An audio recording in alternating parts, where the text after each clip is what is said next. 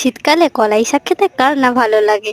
High বন্ধুরা, তোমরা কেমন আছো? Welcome to my channel R M Ritu blog. চলো তোমাদেরকে আজকে একটা জিনিস দেখ। শীতকালে নানা ধরনের শাকসবজি দেখা যায়। আমাদেরও একটুখানি কলাই শাক লাগিয়েছিল। মা এখানে বসে বসে কলাই শাক তুলছে। মায়ের সাথে হাতে হাত লাগিয়ে আমিও কলাই শাক তুলতে শুরু করলাম।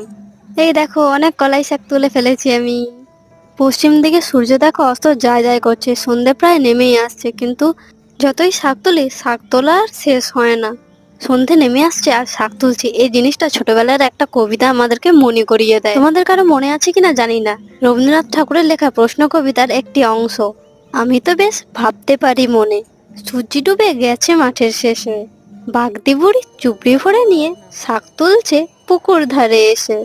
যদিও বা আমি পুকুর ধারে শাক তুলতে যাইনি, আমি মাঠের ধারে শাক তুলছিলাম।